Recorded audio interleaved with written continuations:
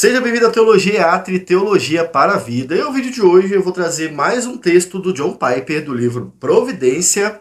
Nós vamos conversar sobre como a soberania de Deus ofende o homem, né? E ainda assim, ela é real e está registrado nas Escrituras. Bom, o canal começou nessa fase nova, onde eu vou trazer ali trechos de livros, né, para vocês. Aqui para o público nós vamos trabalhar o livro Providência, né? Como eu já falei.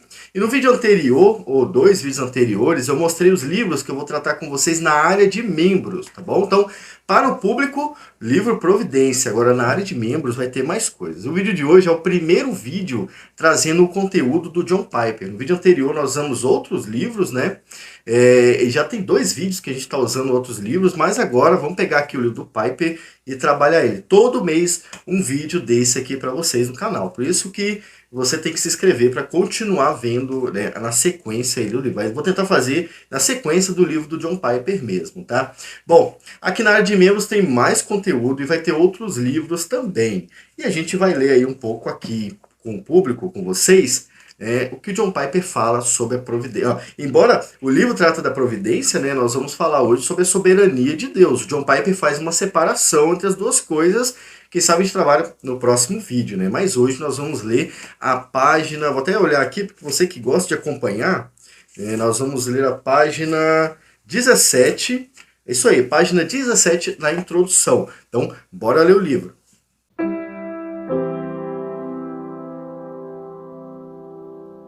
Então, o título desse trecho aqui, da introdução, é Quatro Convites. E o John Piper escreve o seguinte: Deus revelou o objetivo, a natureza e a extensão da sua providência.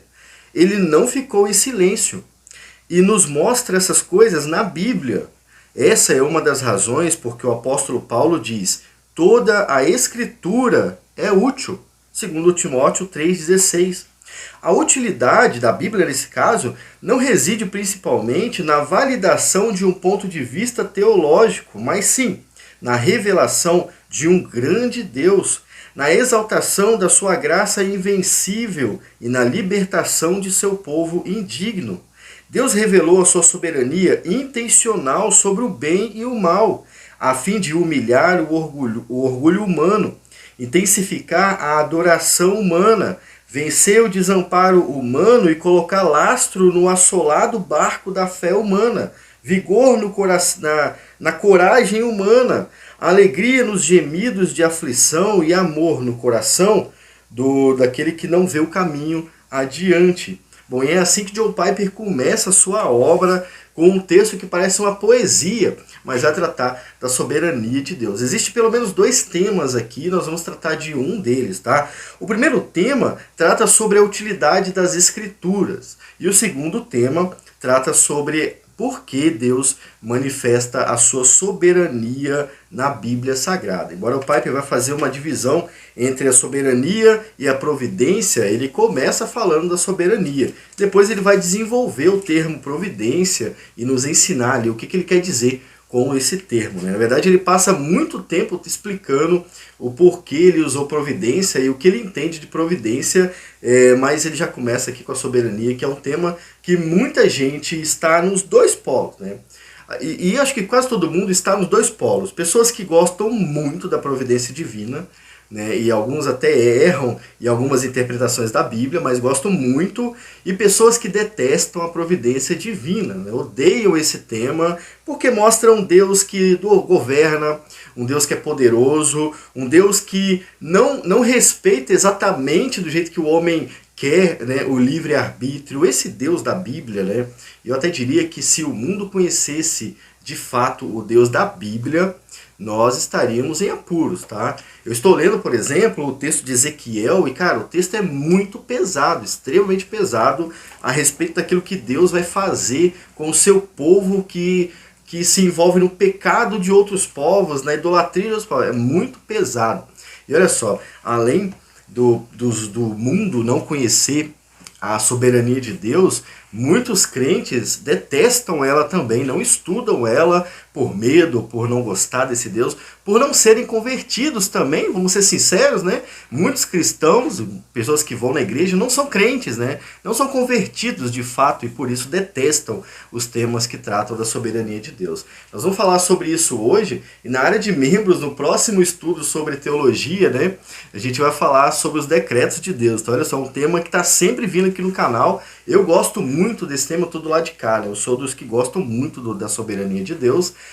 Não me importo com o meu livre-arbítrio, a não ser com os pecados que eu cometo e me arrependo, eu tenho que me arrepender. Eu odeio pecar, mas eu amo a soberania de Deus. Eu amo isso e a gente vai falar um pouco mais sobre isso. Então, são dois aspectos importantes da soberania de Deus que o John Piper mostrou pra gente no texto que eu li. Vamos desenvolver as duas a partir de agora. Antes de continuar, eu preciso da ajuda de vocês. Bom, só Deus sabe como tem sido difícil preparar e gravar conteúdo para o canal. Minha vida está muito agitada, tem criança para dar conta, tem a esposa também, tem a família, tem a igreja, tem o trabalho. E nós não podemos parar, né? E é por isso que eu preciso da ajuda de vocês. Por isso, curte o vídeo, porque o YouTube manda ele para mais pessoas. Isso ajuda o canal. Se inscreva no canal também. Muita gente vem aqui, não é inscrito no canal. Olha só aí, se inscreve no canal. Sempre vai ter vídeo igual esse que você está vendo, né? Conheça a área de membros. Tem um monte de estudo na área de membros. Pronto. Vai entrar agora, já vai ter estudo para você. Tem um monte de estudo na área de membros. Então, quando você entrar lá, eu te mostro. Além disso, conheça o estudo Leitura Imersiva da Bíblia. O link dele está aqui na descrição. Tudo isso ajuda a gente a continuar, sabe? Impulsiona o canal para frente. E é claro, nós não vamos parar, né? Mas eu preciso da ajuda de vocês para que a gente vá ainda mais longe. 2023 está aí e a gente tem meta, né? A gente precisa cumprir todas elas. Agora sim, vamos continuar o vídeo. O primeiro aspecto da soberania de Deus demonstrado na Bíblia, como o John Piper falou, a Bíblia mostra isso o tempo todo. Se você abrir o Antigo Testamento, você vai ver a soberania de Deus. Deus fazendo o que Ele quer, porque o povo se desviou dos seus caminhos. E aí não há aquela discussão de, não, isso é severo demais, ou isso é duro demais. Não, não há. Deus, Ele age do jeito que Ele quer, porque Ele quer castigar o seu povo, Ele quer condenar outros povos. E assim, isso acontece até hoje, tá? O Deus não mudou, Ele continua agindo do jeito que Ele quer. Isso é polêmico, mas é real. É assim que acontece mesmo. E no Novo Testamento nós vemos a soberania de Deus ao enviar Jesus ao mundo e fazer pelo menos duas coisas. Quando Jesus vem ao mundo, Ele definitivamente salva o seu povo dos seus pecados, como está em Mateus 1:21. E Ele também definitivamente condena aqueles que não creem nele de uma vez por todas. Então, quando Jesus vem, essas duas coisas são concretizadas. Não tem como mudar esse resultado, tá? Isso está dentro da soberania de Deus, dentro da sua vontade eterna. Então, olha só. Mas isso tudo faz com que o homem odeie ainda mais a Deus. Por quê? Eles odeiam a Deus porque Deus é soberano. Deus faz o que Ele quer, né? Eles também odeiam a Deus, pode ver isso no mundo, né? Eles odeiam a Deus porque Deus é o Senhor de todas as coisas. E todos nós, uma hora ou outra agimos como esses homens. Tentamos ser senhores, sabe? É assim que o homem natural tenta. Ele tenta ser senhor do seu destino. Por isso ele determina as suas próprias regras. Por isso ele determina a sua própria lógica, como o mundo está fazendo hoje, né? Isso me lembra muito, e o que nós estamos vivendo lembra muito o livro do Schaeffer, né? A Morte da Razão. E o que é a morte da razão? A morte da razão é quando o homem inverteu a razão. Ele inverteu a lógica e passou a acreditar no ilógico e abandonar a lógica. Então, todos nós agimos um dia, uma hora ou outra dessa forma, sabe? Por isso que nós pecamos. Quando pecamos, agimos de acordo com uma lógica que não é a lógica de Deus. E o homem moderno, o homem natural, o homem caído em pecado, ele adora viver a sua própria lógica, que sempre é pecaminosa, sempre vai contra a vontade de Deus. Por isso que a soberania de Deus ofende o homem natural. Porque quando Deus fala o que vai fazer com esta geração, quando Ele fala que vai derrotá-la, Ele vai destruí-la, vai condená-la ao inferno, o homem vê que ele não tem outra saída, mas ele também não quer buscar outra saída, né? Ele não quer se arrepender, não quer crer. Para ele só há um caminho, e isso faz com que eles odeiam ainda mais. Deus é o Senhor, e a liberdade do homem não pode mudar nada o que vai acontecer na volta de Jesus. Isso faz com que as pessoas odeiem ainda mais a ele. Além disso, o homem moderno e o homem caído, né? Não só o homem moderno, mas o homem caído detesta que Deus tenha suas próprias regras e que ele aplique elas a nós. Não, bom, você que não parou para pensar, todos os homens condenados ao inferno serão condenados de acordo com os 10 mandamentos, tá? Os que são salvos pela graça de Deus. Mas os que são condenados serão condenados com base na lei de Deus, nos 10 mandamentos, tá? E os homens odeiam isso porque que Deus tem as suas próprias regras. E do outro lado nós temos um Deus que não está se importando com a opinião do homem, sabe? Deus não está preocupado se você discorda do fato de que ele vai te condenar ao inferno por ter desrespeitado as suas leis. Isso mostra que Deus é governador, que ele é soberano, que ele está acima da vontade do homem. Isso faz com que os homens odeiam ainda mais a Deus. Inclusive, aquele povo no deserto é um ótimo exemplo disso pra gente, né? Eles odiaram a vontade de Deus e manifestaram isso em como trataram Moisés. Lembra? Então isso é ir contra a soberania de Deus. Cuidado para você não cair nesse caminho também e começar a odiar aquilo que Deus disse que faria ou aquilo que ele disse que seria assim, né? Senão você pode, infelizmente, acabar também sendo condenado por causa disso, né? O mundo não suporta que Deus faça suas próprias escolhas, né? Essa é a realidade. E o John Piper ele começa a tratar muito bem disso, né? Ele vai tratar, cara, sobre o tema mais polêmico. Eu acho que se o Piper começa a tratar do tema mais polêmico, é porque o livro dele é ainda mais polêmico. A gente vai entender mais sobre isso nos próximos vídeos, né? Mas agora falta o segundo aspecto, né? O segundo aspecto da soberania de Deus é que aquela onde o cristão verdadeiro olha ou aprende e fica aliviado, ele fica mais alegre, ele fica mais esperançoso por ter aprendido aquilo. Vamos lá então, segundo aspecto da soberania de Deus. Antes de falar sobre como a soberania de Deus traz esperança e fé para o homem, eu quero ler de novo com vocês o trecho do Piper para que vocês relembrem o que ele falou. Bom, primeiro ele fala o seguinte: Deus revelou a sua soberania intencional sobre o bem e o mal, a fim de humilhar o orgulho humano. Falamos sobre isso até agora.